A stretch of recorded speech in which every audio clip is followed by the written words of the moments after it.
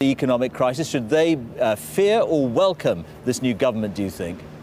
Well, we've just heard from Stephanie that the bloke who works in that building behind me, the Bank of England, Mervyn King, said some very positive things about the deficit reduction programme of the new government. Most bankers and indeed investors would agree with Mervyn King that that would be good for the economy, good for their businesses.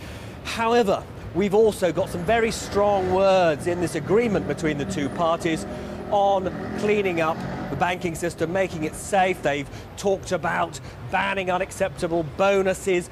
Very strong words on the imposition of a new bank tax. And for me, what's particularly interesting is a commitment to set up an independent commission to look at breaking up big banks like Royal Bank of Scotland and Barclays to separate their so-called speculative investment banking activities. So a bit of good and a bit of bad for bankers. The other thing that the City will be looking at very closely is that crucial relationship between the new Chancellor, George Osborne, and the new Business Secretary, Vince Cable. In opposition, they got on spectacularly badly. They've now got to get on as colleagues around the cabinet table. There'll be a huge amount of interest about whether or not former enemies can become friends. All right, Robert, thank you very much. Well, after 13 years in government, the Labour Party now has to get used to opposition. The grand offices and the ministerial cars are gone. On top of that, the party has to find a new leader. This afternoon, the former Foreign Secretary, David Miliband, announced he will stand as a candidate. Our political correspondent, Rita Chakrabarti, reports. Gordon Brown was keeping out of the way at his constituency home in Scotland today.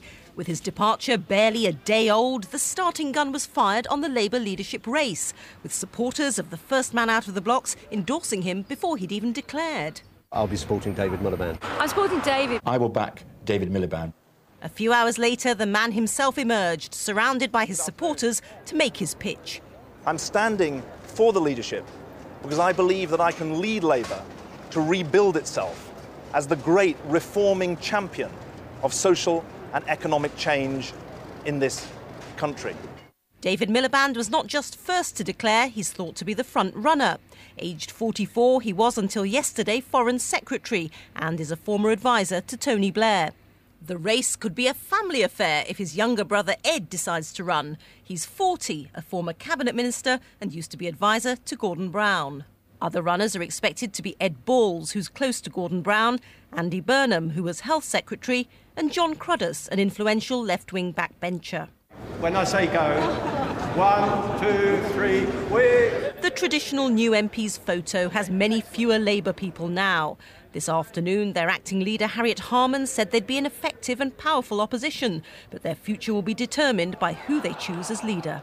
Labour MPs will get another chance to discuss the party's direction at a post-election debate this evening.